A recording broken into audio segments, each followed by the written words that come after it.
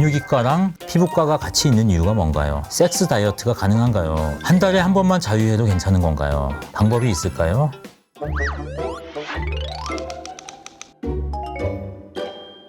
안녕하세요, 원장님. 안녕하세요. 오늘은 기존과 다르게 구독자들의 여러 고민을 다뤄보기 위해서 짧은 Q&A 시간을 마련해봤습니다. 약간 댓글 읽기 같은 건가요? 재밌을 것 같아요.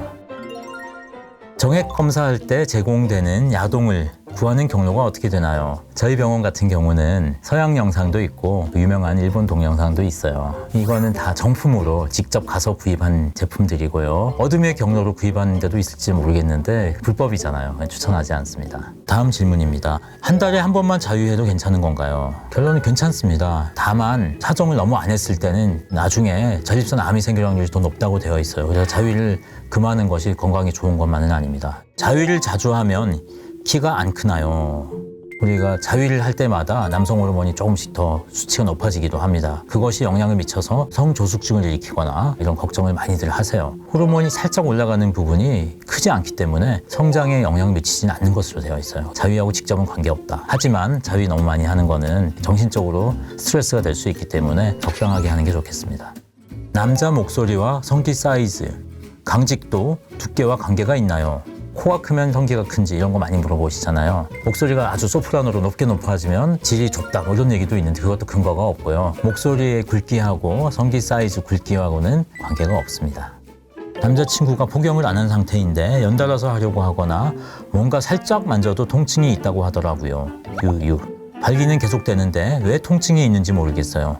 방법이 있을까요? 복용 안 했다고 다 문제가 되는 거 당연히 아닌데요. 코피가 좀 약해요. 다른 성기 피부하고 다르게 좀 약한 부분이기 때문에 코피 끝이 좀 좁아서 관계할 때 좀 펴지면서 좀 또 찢어진다거나 그런 문제가 생겨서 통증이 날 수가 있습니다. 아마도 그런 것 때문에 한참 쉬었다가 할 때는 괜찮은데 성관계하고 나면 따갑거나 쓰라려가지고 성관계를 피하는 경우가 있을 것 같아요. 연고 바르고 나을 수도 있겠지만 자꾸 그게 반복이 된다 그러면 복용 수술을 해야 되는 이유가 될 수 있습니다. 정말 성관계 시 칼로리 소모가 큰가요? 섹스 다이어트가 가능한가요? 이렇게 되어 있습니다. 섹스라는 것이 사람마다 많이 다를 거예요. 아주 격렬하게 1시간씩 하는 분도 있고 그럴 때는 다이어트 효과가 있을 것 같아요. 정액이 칼로리가 많아서 에너지가 빠지지 않나 이런 생각을 하시는 분도 많은데 정액 자체는 칼로리 같은 거 거의 없습니다. 비뇨기과랑 피부과가 같이 있는 이유가 뭔가요? 약간 역사를 말씀드리자면요. 대한민국이 건국이 되고 나서 전문의 제도가 생겼는데요. 그때 초반에는 피부과, 비뇨기과가 각자 별로 하는 게 없었어요. 피부과가 미용하지 않았을 거 아니에요. 비뇨기과도 요즘 같은 내시경 수술이나 여러 가지가 발달이 되어 있지 않았거든요. 부스럼 같은 피부 질환하고 성분 전파성 감염이 같이 있는 경우가 많기 때문에 두 과가 하나가 됐을 때 온전하게 딱 적당한 사이즈였어요. 그게 50년대 후반이 되면서 두 과가 갈라졌는데 그럼에도 불구하고 그때의 그 어떤 관성같이 그게 남아서 함께 하시는 선생님이 많습니다. 결국에는 시간이 좀 더 지나가다 보면 피부과를 같이 보는 병원이 점점 없어질 것 같아요. 가다실 국과를 맞아야 하는 정확한 이유가 뭐죠?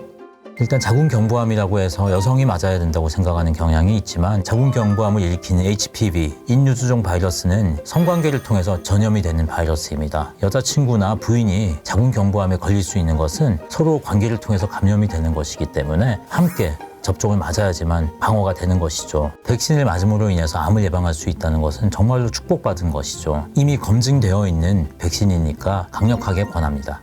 성관계 이후에 맞아도 괜찮나요? 많은 분들이 이미 관계를 해서 감염이 됐으면 소용이 없다 이렇게 알고 계신 경우가 많은데 가다실 국가라고 하는 것이 9가지 바이러스를 예방을 하는 거거든요. 모든 바이러스 감염이 될 확률은 전혀 없다고 생각해도 되고요. 감염 여부를 확인할 필요 없이 백신 맞는 것은 유효한 것으로 되어 있습니다.